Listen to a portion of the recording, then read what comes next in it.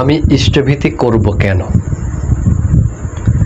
বিভিন্ন সময়ে বিভিন্ন কথাবার্তা শোনা যায় যে সৎসঙ্গীরা ইষ্টভীতি করে, অর্থাৎ প্রতিদিন সকাল হলেই ভগবানের চরণে টাকা বিসর্জন দেয়, টাকা দিতে হয়। ইষ্টভীতির মূল কথা হচ্ছে ভোজ্যটা বা পয়সাটা ইষ্টভীতির মূল কথা নয়। ওর মূল কথা হচ্ছে তাকে দেওয়ার আবেগ। তাকে না দিয়ে না খাইয়ে আমার ভালো লাগে না। শ্রী শ্রী ঠাকুর অনুকূলচন্দ্র আলোচনা প্রসঙ্গের ভিতরে এই কথাগুলো তিনি স্পষ্টভাবে বলেছেন যে ইষ্টভীতির মূল কথা হচ্ছে ভোজ্যটা বা পয়সাটা, এটি ইষ্টভীতির মূল কথা না। ওর মূল কথা হচ্ছে ইষ্টকে দেওয়ার আবেগ। তাকে না দিয়ে না খাইয়ে আমার ভালো লাগে না। এই দুনিয়ার বুকে, পৃথিবীতে মানুষ সবচেয়ে বেশি আসক্ত অর্থের উপরে। এটা একেবারে নির্ঘাত সত্য। একজন ব্যক্তির যদি একটাই সন্তান থাকে, সেই সন্তান যদি কোনো ক্রমে মারা যান, দেখবেন ওই ব্যক্তি বা ওই পরিবারটা ধীরে ধীরে সেই শোকটাকে সামলে নিতে পারে।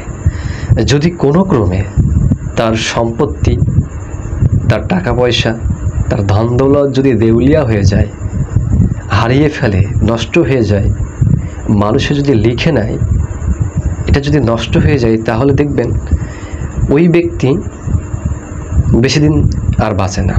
কারণটা হচ্ছে পৃথিবীতে মানুষ সবচেয়ে বেশি ভগবানের পরে আসক্ত হচ্ছে অর্থের উপরে। এই জন্যে এই অর্থরূপ আসক্তি প্রতিনিয়ত ভগবানের চরণে প্রতিদিন দিতে হয়। ওই প্রতিদিন অর্থরূপ আসক্তি বিসর্জন দেওয়ার ফলে ভক্তি, ভালোবাসা, শ্রদ্ধা, নিষ্ঠা এইগুলো আমার ভিতরে জন্মাতে থাকে। আমরা প্রতিদিন বলার চেষ্টা করি, আমি অক্রোধী, আমি অমানী। কেন বলছে এইগুলো? যে আমার মান নেই, আমার কোনো ক্রোধ নেই, আমি কিন্তু প্রতিদিন পাঠ করছি। ঠাকুর সেটা প্রার্থনার মধ্য দিয়ে আমাদের আবার পাঠ করানোর অভ্যাস করে দিলেন, যেন আমরা এটা মনে রাখতে পারি প্রতিনিয়ত যে আমি অক্রোধী, আমি অমানী। এই যে কথাগুলো আমরা প্রতিনিয়ত বলছি, এই অর্থরূপ আসক্তি প্রতিদিন ভগবানের চরণে যদি বিসর্জন দেওয়া যায়, সেটি হচ্ছে মুখ্য কাজ। এখন যদি বলেন ইষ্টভীতিকে ঠাকুর অনুকূলচন্দ্র প্রবর্তন করেছেন, বিষয়টা তা কিন্তু নয়। ভগবান রামচন্দ্র থেকে শুরু করে, যেহেতু ভগবান তো একজনই, কখনো রাম, কখনো কৃষ্ণ, বুদ্ধ, যিশু, মোহাম্মদ, এক একভাবে এক এক রূপে তিনি এসেছেন। এক একভাবে যখন এক এক রূপে এসেছেন, ওই সময়ের এই ইষ্টভীতিটা এক এক প্রচলনে এক এক রকম ভাবে দেওয়া ছিল। ঠাকুর অনুকূলচন্দ্র এই যুগে সেটাকে একটু সংস্কার করে, মডিফাই করে আমাদের মাঝে দিলেন, যেটা হচ্ছে সর্বশ্রেষ্ঠ রক্ষা কবচ। মানুষের অকাল মৃত্যু থেকে শুরু করে ভয়াবহ রোগের হাত থেকে বাঁচার জন্যে এই ইষ্টভীতির প্রচলন তিনি দিলেন। এবং এই যে অর্থটা আমরা রাখছি প্রতিদিন, এটা আপনি অর্থ ভাববেন কেন? এই যে অর্ঘ্যটা আমরা দিচ্ছি, ইষ্টভীতির যে মন্ত্র, তার সারাংশটাই তো হচ্ছে পারিপার্শ্বিক, দেশ দশ যেন মঙ্গল হোক। এই জায়গায় কি ঠাকুর অনুকূলচন্দ্রের কোনো ব্যক্তিগত স্বার্থ? তা কিন্তু নয়। এটা আমার আপনার স্বার্থের জন্যই ইষ্টভীতির প্রচলন। একটা দেশে যখন আমরা থাকি, সেই দেশের সরকারকে আমরা কিন্তু ট্যাক্স দিই, বিভিন্নভাবে ট্যাক্স আমরা দিয়ে থাকি।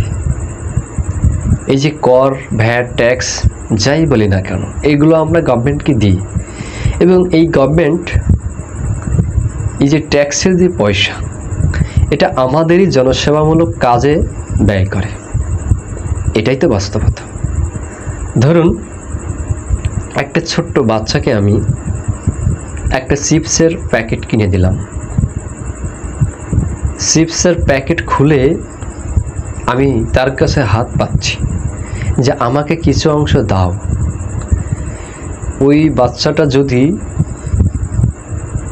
কিছু অংশ আমার হাতে দেয়, একবার ভাবেন ওই চিপস কি আমি খেতে পারি? আর নিশ্চয়ই নয়, প্রশ্নই ওঠে না।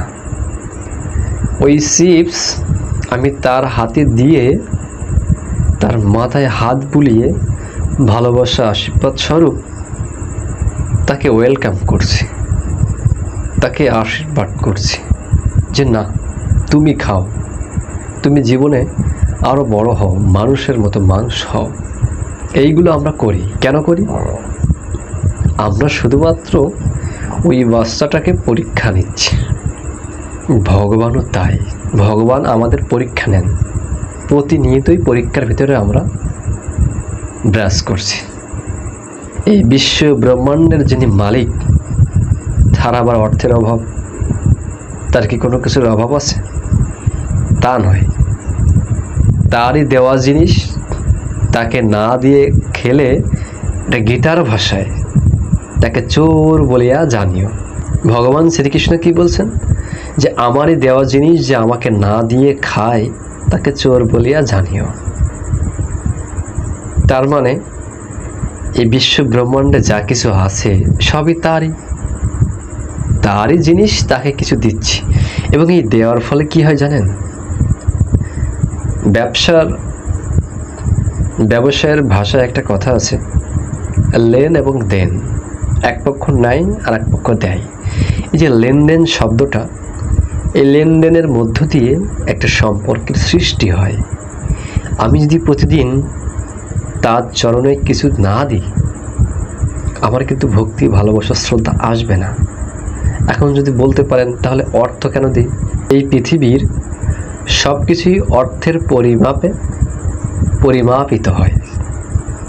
যদি একটা আপেল কিনতে চাই, দুইটা বেদানা কিনতে চাই, কিছু আঙুর কিনতে চাই, সব কিছু কিন্তু অর্থের প্রয়োজন,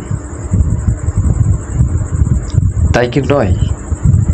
এই পৃথিবীর সমস্ত পরিমাপক হচ্ছে অর্থ।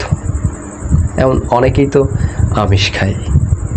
এখন সে আমিষ কি ভগবানের সহ নিবেদন করা সম্ভব নয়। কিন্তু নিরপেক্ষ এমন একটা উপাদান থাকবে যেটা নিবেদন করলে সেটার মাধ্যমে সব কিছু ক্রয় বিক্রয় সম্ভব হয়। সেটা শুধুমাত্র অর্থের মাধ্যমে। অনেকেই চাল বা বিভিন্ন বস্তু দিয়েও কিন্তু ইষ্টভৃতি করতে পারে। সেটা তো যুগের পরিপ্রেক্ষিতে। এখন তো মানুষের অর্থনৈতিক অবস্থা উন্নত হয়েছে। ঠাকুর যে সময় তার যে লীলার যে সময়টা, এক ভদ্রলোককে তিনি যেমন বলেছিল যে তুই যদি কিছু না পারিস, তোর বাড়িতে তো ছাই আছে, তুই ছাই দিয়ে ইষ্টভৃতি করিস। সেই ছাই দিয়ে ইষ্টভৃতি করতে করতে একটা সময় পুরো একটা ছাইয়ের ঢিবি হয়ে গেছে। তো ঠাকুরের কাছে আবার এসছেন যে ঠাকুর, এইগুলো আমি এখন কি করব? তখন ঠাকুর কি করলো? তাকে কিছু মানকসুর চারা দেওয়া হলো। এবং সেই মানকসু যখন এই চারা নিয়ে যখন সে বাড়িতে লাগালো, এক একটা মানকসুর ওজন 1.5 থেকে 2 মণ ওজন হয়ে গেল। এই যে ইষ্টভৃতির ছাই, সেই ছাই তো আসলে অন্যরকম ছাই, এবং সেই ব্যক্তির ভাগ্য দিনে দিনে পরিবর্তন হয়ে গেল। এগুলো কেন হয়? এটা একটা মাত্র কারণেই হয়, যে তার চরণে নিবেদন করার ফলে। এই নিবেদন প্রতিনিয়ত আমাদেরকে করতে হয়। কারণ যাজন ইষ্টভৃতি, স্বস্তায়ন এবং সদাচার, এই 5টা নিয়মের ভিতরে 3 নম্বর ধাপে আছে ইষ্টভৃতি, অর্থাৎ একটা মানুষের রক্ষা কবচ। ধরুন এই যে বর্তমান প্রেক্ষাপটে বাংলাদেশ থেকে শুরু করে ভারতবর্ষের বিভিন্ন জায়গায় বন্যা হচ্ছে। এখন সৎসঙ্গ থেকে দেখা যাচ্ছে 50 লক্ষ টাকা দান করা হচ্ছে যারা বন্যায় ক্ষতিগ্রস্ত হয়েছে। এখন এই 50 লক্ষ টাকার ভিতরে আপনার হয়তো 5 টাকা আছে, আমার হয়তো 10 টাকা আছে, আর একজনের হয়তো 20 টাকা আছে। এইভাবেই তো। তা এই যে অর্থগুলো, সেটা কি ক্ষেত্রে ব্যবহার হচ্ছে? জনসেবামূলক কাজে ব্যবহৃত হচ্ছে। মানুষের কল্যাণে, দেশের ক্লান্তিকালে এই অর্থগুলো ব্যয় হয়। শ্রী শ্রী ঠাকুরের মায়ের এবং শ্রী শ্রী ঠাকুরের জীবনী লেখক শ্রদ্ধেয় ব্রজগোপাল দত্ত রায় ইষ্টভীতির পয়সা খুব পাই টু পাই হিসাব রাখত। ঠাকুরও তাকে খুব প্রশংসা করত। তা একদিন হঠাৎ করে ইষ্টভীতির কিছু পয়সা তার হিসাবের সঙ্গে তিনি মিলাতে পারছেন না। তো তার একমাত্র ছেলে পাবনার এডওয়ার্ড কলেজে পড়তো, ওই হেমায়তপুর থেকে যেত, ওই সাইকেলে করে আসা যাওয়া করত। ওই সাইকেলটি বিক্রি করে দিল। যদিও কিছুটা তার কষ্ট হতো, তবু তিনি কি করলেন, ওই সাইকেলটা বিক্রি করে যে পরিমাণে অর্থের ঘাটতি হয়েছিল বা হিসাবে মেলাতে পারছিল না, সেই পরিমাণ অর্থ দিয়ে হিসাবটা মিলিয়ে দিল। এতে দেখা যাচ্ছে ঠাকুর কিন্তু খুব খুশিই হলো। অর্থাৎ ভগবানকে খুশি করার জন্য আমরা আমাদের জীবনে যা যা করার প্রয়োজন তা আমাদেরকে একান্ত প্রয়োজন করণীয়।